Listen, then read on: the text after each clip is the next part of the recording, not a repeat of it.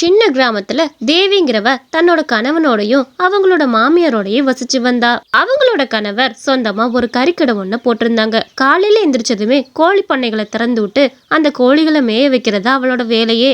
கோழிகளை கொஞ்ச நேரம் திறந்து விடுவோம், பாவம் எவ்வளோ நேரம் அடைஞ்சிருக்கும், காத்தோடமா இருக்கட்டும், அப்பதான் நல்லா இருக்கும். அந்த மாதிரி கோழிகளை திறந்து விட்டுட்டு அவ காலையில அந்த இயற்கை அழகை ரசிச்சுக்கிட்டே தன்னோட டீயை குடிச்சுக்கிட்டு இருந்தா. ஏமா என்னம்மா இது, காலையில வந்ததுமே டீயை குடிச்சிட்டு இயற்கையை ரசிச்சுக்கிட்டு இருக்கதான் உனக்கு வேலையாக்கும். உள்ள போய் உன் புருஷனை கிளப்பி வேலைக்கு அனுப்பிச்சுட வேலையை பாருமா, நீ இங்க உட்காந்து இப்பதான் இயற்கையை ரசிச்சுக்கிட்டு இருக்க.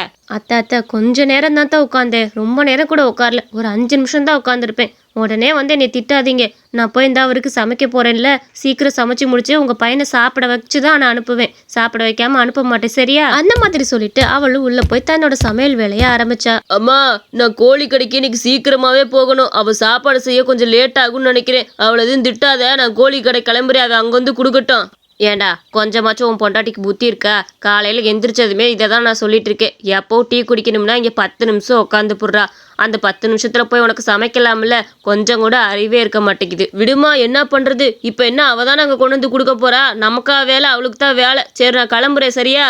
அந்த மாதிரி சொல்லிட்டு அவனும் அங்கேருந்து கிளம்புன. அத்தை கோழிகள்லாம் பார்த்துக்கங்க, நான் போய் அவருக்கு சாப்பாடு கொடுத்துட்டு அப்படியே கடைக்கு போயிட்டு வந்துடுறேன், அது முடிக்க இங்கேருந்து பத்திரமா பார்த்துக்கங்க சரியா?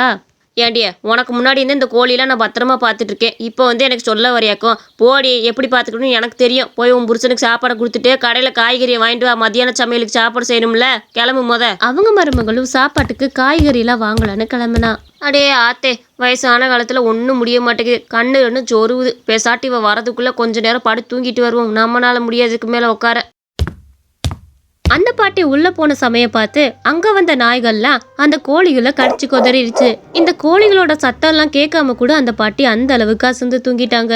ஏப்பா என்ன என்னமோ கறிவெல்லாம் உயர்ந்துருச்சுங்கிறாங்க, என்னப்பா மாசம் ஆனாலும் சரி இந்த கறிவெலை மட்டும் குறையவே மாட்டேங்குது, 1 கிலோ கறியை 250 ரூபாய்க்கு வித்தா நாங்கள் இங்கே தான் போகிறது பார்த்துக்க, என் பேரன் கறி கண்ணி இல்லைன்னா சோத்தையே திங்க மாட்டேங்கிறான்ப்பா, அதனால தான் தினமும் வந்து கறி வாங்க வேண்டியதாக இருக்குது, சரி 1 கிலோ போடு. ஏமா கறி விற்கிற விலைக்கு தான் நம்ப முடியும், நானா குறைச்சி போட்டேன்னா எனக்கு தானே நட்ட ஆகும், கொடுக்குற விலைக்கு வாங்கிட்டு போகமா, குறைன்னா நான் எப்படி குறைக்க முடியும், அங்கே விலை குறைஞ்சாதான் நான் குறைக்க முடியும். ஆமாம்மா நீங்களே என்னன்னே பண்ணுவீங்க, சரிங்கண்ணே எனக்கு ஒரு 2 கிலோ கறி வெட்டுங்க, இன்னைக்கு பிரியாணிக்கு வெட்டுற மாதிரி வெட்டி கொடுங்கண்ணே, அப்போத்தான் நல்லா இருக்கும், அப்புறம் 1 கிலோ போன்லெஸ்ஸாக வெட்டி கொடுத்துருங்க. அவரும் அந்த கறிகளை வெட்டி அவங்க எல்லாத்துக்கும் கொடுத்துட்டு இருந்தாரு. அட கடவுளே, என்ன இது, எல்லா கோழிகளையும் நான் இப்படி கடிச்சு போட்டு வச்சிருக்குது, அத்தை எங்க போனாங்க, நான் பத்திரமா பாத்துக்கங்கன்னு எவ்வளவு தூரம் சொல்லிட்டு போனேன், அத்தை அத்தை, ஐயோ கடவுளே, அவர் வந்து பார்த்தா என்ன ஆகும் தெரியலையே. என்னடி கத்திக்கிட்டே இருக்கு, அட கடவுளே என்னது இது, என்னடி இது, எல்லா கோழிகளையும் நாய் கடிச்சு வச்சுட்டு போயிருச்சு, ஐயோ அந்த அளவுக்கு நான் காதை கேட்காம கூட தூங்கிட்டு இருந்திருக்கேன், அட கடவுளே எல்லா கோழியும் இப்படி கடிச்சு பிடிச்சே. என்னங்கத்த நான் உங்களை எவ்வளவு தூரம் சொல்லிட்டு போனேன் பத்திரமா பாத்துக்கோங்கன்னு, கொஞ்சம் கூட உங்களுக்கு அக்கறை இல்லாம போய் உள்ள போய் தூங்கி இருக்கிறீங்க, இந்த கோழிகள் எல்லாம் கத்துற சவுண்டு கூட உங்களுக்கு கேட்கல, இனி அவர் வந்து கேட்டா என்ன பதில் சொல்ல போறோம் தெரியல. என்னடிப்பா என்ன ஆயிப்போச்சு, இந்த கோழிகள்லாம் ஒன்றும் வேஸ்ட் ஆகாது, நான் என் மகன்கிட்ட சொல்லிக்கிறேன், நீ உன் வேலையை பாரு, ரொம்ப தான் ஓவரா ஆடுவேன் பார்த்துக்க, என் மகன் வரட்டும் எல்லாத்தையும் நான் சொல்லிக்கிறேன், நீ உன் வேலை என்னமோ அதை பாரு. என்னது இவங்க இவ்வளோ அசால்ட்டா இருக்கிறாங்க, நம்ம எப்படி சொல்லிக்கிட்டு இருக்கிறோம் அழுதுகிட்டு, இவங்க சுலபமா எடுத்துட்டு போறாங்க, இவங்கள என்னதான் பண்றதுன்னு தெரியலச்சே. ராத்திரி ஆனதுமே அவங்களோட கணவன் என்ன சொல்லுவாருங்கிற பயத்திலே அவங்க உட்காந்துருந்தாங்க. ஐயோ என்னது இது, என் கோழிகளுக்கெல்லாம் என்னாச்சு, உனக்கு கொஞ்சமாச்சும் அறிவு இருக்கா, என் கோழியை பத்திரமா பார்த்துக்கணும் சொல்லிட்டு தானே போனேன், என்ன தைரியம் தான் இப்படி ஆக விட்டுருப்ப, எல்லா கோழிகளுக்கு என்னாச்சு, ஏன் இப்படி செத்து கிடக்குது? என்னங்க இதுக்கு நான் காரணம் இல்லைங்க, நான் அத்தைட்ட கடைக்கு போயிட்டு வரேன், கோழிகளை பார்த்துக்கோங்கன்னு சொல்லிட்டு தாங்க போனேன், அவங்க அதுக்குள்ள உள்ள போய் தூங்க போயிருக்கிறாங்க, அந்த நேரம் பார்த்து நான் எல்லாம் வந்து கோழிகளை கடிச்சு போட்டிருக்குங்க, இதுக்கு நான் பொறுப்பாக முடியாது இல்லைங்க. உங்களெல்லாம் போய் பார்த்துக்க சொல்லிட்டு போனேன் பாரு, அம்மா அம்மா வெளியே வாங்க. ஏண்டா எதுக்கு நீ இப்படி கத்திட்டு இருக்கேன்னு எனக்கு நல்லாவே தெரியும், இந்த கோழிலாம் ஒன்று வீணா போகாது, இந்த கோழிலாம் அறுத்து கறிக்கே போட்டுடா, ஒன்றும் ஆகாது, உன் மொண்டாட்டி வந்து 1க்கு 2 ஏற்றி விடுவேன்னு எனக்கு நல்லாவே தெரியும், ஒன்றும் ஆகாது, இதெல்லாம் எடுத்து கறிக்கு போடு.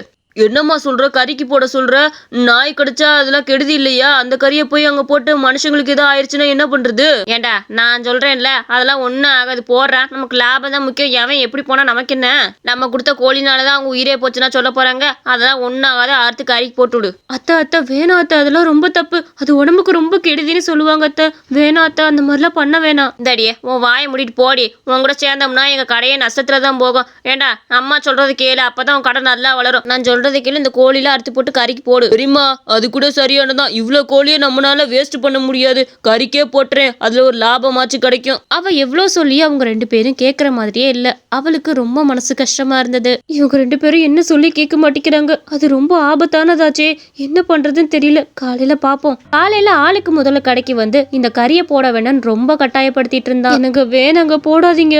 கொஞ்சம் அமைதியா இரு. கடைக்கு வந்து இப்படி சொல்லிக்கிட்டு இருக்க, யாராவது காதுல விழுந்துச்சுன்னா அவ்வளவுதான். உன் வேலை என்னமோ அதை மட்டும் பார்த்துட்டு போ.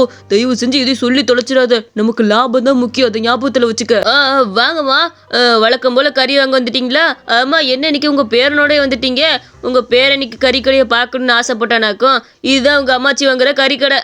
ஆமாப்பா, என்ன பண்ணுறது, இந்த பையன் வரேன்னு அடம் முடிச்சுக்கிட்டு இருக்கேன். அவனுக்கு கால் வேணுமாமா, அது கூட அந்த லாலிபப் வேணுமாமா. அதெல்லாம் போட்டு நீ கேட்டு வாங்கிட்டு போகலான்னு வந்திருப்பியான் போல் இருக்கு. அவன் என்னென்னு கேட்குறானோ அது பூரா போட்டு கொடுத்துருஎன்ன. அங்கிள், எனக்கு லெக் பீஸ் 2 போட்டுருங்க, லாலிபப் 4 வேணும் அங்கிள், இதெல்லாம் போட்டுருங்க.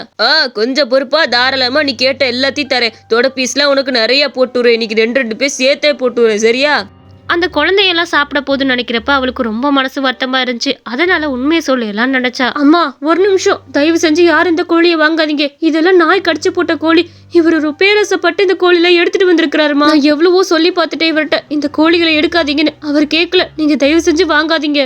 அட கடவுளே, என்னம்மா சொல்ற? இதெல்லாம் நாய் கடிச்சு போட்ட கோழியா? நல்ல வேலையா போச்சு, நீ சொல்லேன்னா என் பையலுக்கு கொடுத்துருப்பேன்னு. என் பையலுக்கு முடியாம போயிருக்கோம். ஏயா, உனக்கு எதுக்கு இந்த மானங்கிட்ட பொழப்பு? இப்படி போனா கறிலாம் போடுவனி. இத்தனை நாள் நம்பித்தானே நாங்க வாங்கிட்டு போயிருப்போம். உனக்கு கொஞ்சமாச்சும் அறிவு இருக்கா? எதுக்கு இப்படி உண்மையை சொன்ன? நான் தான் நமக்கு நஷ்டம் ஆயிருந்தாலும் இந்த மாதிரி சொல்ல வேணாம்னு சொன்னேன். எதுக்கு இப்ப தேவையில்லாம இப்ப சொன்ன? நீ முதல் அந்த கடையை விட்டு வீட்டை விட்டு வெளியே போ. இனிமேல் என் மூஞ்சிலே முழிக்காத. அங்க இருந்து உங்களுக்கு கிளம்பி போயிட்டாங்க. இன்னையே முன்னாடி நின்றுட்டு இருக்க. இதுக்கு மேல நீ ஒரு நிமிஷம் இங்க நின்னா எனக்கு கெட்ட கோவம் வந்துடும். என் கடையை கெடுக்க வந்த சாத்தா நீ. இங்கிருந்து கிளம்பு. அவளும் சோகமா அவங்க அம்மா வீட்டுக்கு கிளம்புனா. என்னப்பா, இன்னைக்கு இவ்வளோ வெள்ளனே வந்துட்டா? எப்பவும் 10 மணி வாக்கில் தான் வருவேன். ஆமா, உன் பொண்டாட்டி எங்க ஆளுக்கு முதல்ல வந்திருப்பாள், என்ன ஆளவே காணா? அம்மா, எல்லாமே அவளாலதாம்மா வந்தது. நம்ம கோழி கடையில நாய் கறிச்ச கோழியெல்லாம் போட்டிருந்தோம்ல, அது பூரா வந்த ஒரு கஸ்டமர்கிட்ட சொல்லி கொடுத்துட்டாமா. நான் எவ்வளவோ தடுத்து பார்த்தேன், சொல்லாதுன்னு. தைரியம் இருந்தா இப்படி சொல்லியிருப்பா. அதனாலதான் அவங்க அம்மா வீட்டுக்கு துரத்தி விட்டேன். இனிமேல் என் மூஞ்சிலே முழிக்காதுன்னு சொல்லிட்டேம்மா. எவ்வளோ நஷ்டம் நமக்கு. என்ன, நான் ஆரம்பத்துல சொன்னேன் இவளை கல்யாணம் பண்ணாதுன்னு. இவ சரியான ஆளா இருப்பா போட்டிருக்கு. இனிமே அவளை இந்த வீட்டுக்கு கூப்பிட்டு வந்துடும். அதை பார்த்துக்க எவ்வளோ நஷ்டத்தை ஏற்படுத்தி விட்டா பாத்தியாடா. காலையில வழக்கம் போல அவர் கடையை போட்டாரு. யாருமே அவர் கடைக்கு வரமாட்டாருன்னு தான் நினைச்சாரு. ஆனா அங்கதான் அதிர்ச்சி காத்து இருந்தது. என்னம்மா, இன்னைக்கு என் கடைக்கு ஆச்சரியமா வரீங்க? நீங்க நேத்து நான் பண்ண வேலைக்கு யாரும் வரமாட்டீங்கன்னு நினைச்சேன். எப்படி இப்படி வந்தீங்க? மன்னிச்சிருங்கம்மா, தயவு செஞ்சு மன்னிச்சிருங்க. இனிமேல் அந்த மாதிரிலாம் பண்ண மாட்டேன். என் கடைக்கு ரெகுலரா வந்து கறி வாங்க. பாருப்பா, நான் ஒன்றும் உனக்காக வரல, உன் பொண்டாட்டிக்காக தான் திரும்ப உன் கடையில கறி வாங்க வந்தேன். உன் பொண்டாட்டி எவ்வளோ நேர்மையா இருக்கா பாத்தியா? என்னதான் நீ தப்பு செஞ்சாலும் அவ என்கிட்ட சொல்லிட்டா பாத்தியா? பொண்டாட்டி நேற்று ஊருக்குள்ள வந்து எல்லாத்திட்டையும் சொல்லிட்டா, இந்த கறி கடைக்கு நான் பொறுப்பேற்கிறேன், நீங்க தாராளமா வந்து வாங்கி சாப்பிடுங்க, உங்களுக்கு எப்போ நான் துணை இருப்பேன்னு சொன்னா. அதனாலதான் திருப்பி வந்தோம். பாவம், நான் கூட நேர்மை இல்லாம கொஞ்சம் கூட இறக்க குணம் இல்லாம தான் நடந்துக்கிட்டேன். ஆனா அவ உண்மையிலே ரொம்ப இறக்கணும் படிச்சவ. அவளை போய் நான் ரொம்ப திட்டி அனுப்பிட்டேனேச்சே. என்னே, இப்ப கூட நான் உங்களை நம்பி வாங்க வரல, உங்களோட பொண்டாட்டியை நம்பி தான் நாங்க இந்த கடைக்கு கறி வாங்க வந்திருக்கிறோம். இனிமேலாச்சும் இந்த வேலையை பார்க்காதீங்கனே. உங்களை நம்பி தான் இந்த கறி கடையில எல்லாரும் கறி வாங்க வராங்க. அவங்களுக்கு நீங்க இப்படி துரோகம் பண்ணீங்கன்னா அப்புறம் வாழ்நாள எப்பவும் உங்க கடை ஓடவே ஓடாது. இனிமேலாச்சும் பாத்துருங்க. இவன் அந்த மாதிரி இருந்தனாலும் தன்னோட மனைவி ரொம்ப நேர்மையானவங்கனால அந்த கிராம மக்கள் எல்லாரும் திரும்பவும் வாங்க ஆரம்பிச்சாங்க. அவனும் மனசரிங்கி தன்னோட மனைவியை வீட்டுக்கு கூப்பிடலான்னு போனான். என்னை மன்னிச்சிருமா, உன் நேர்மைக்கு கிடைச்ச பரிசு என்ன தெரியுமா? நம்ம கடைக்கு திரும்பவும் கூட்டம் வர ஆரம்பிச்சிருச்சு. நான் கூட நேர்மை இல்லாம நடந்துக்கிட்டேன். அதனால நம்ம கடையே கொஞ்சம் தரமட்டமா போயிருக்கும். இந்நேரம் அதை தலை தூக்கி நிறுத்தினது நீதான். நான் தெரியாம தப்பு பண்ணிட்டேன். இனிமேல் இந்த தப்பை என் வாழ்நாள் எப்பவும் பண்ண மாட்டேன். வாமா, வீட்டுக்கு போலாம். என்னங்க, உங்களுக்கு நட்ட ஆயிடுச்சுன்னு நீங்க மக்களோட உயிரோட என்னைக்குமே விளையாடக்கூடாது. உங்களுக்கு நட்ட ஆயிடுச்சுன்னா கண்டிப்பா அதை கடவுள் சரி பண்றதுக்கு ஒரு வழியை தருவாரு. நீங்களா ஒரு வழியை தேடிக்காதீங்க. அவங்க மனைவி சமாதானமாகி அவங்க கணவனோட போனாங்க. இந்த கதை உங்களுக்கு பிடிச்சிருந்துச்சுன்னா மறக்காம நம்ம அனிமேஷன் ஸ்டோரி சேனலுக்கு சப்ஸ்கிரைப் பண்ணிக்கோங்க.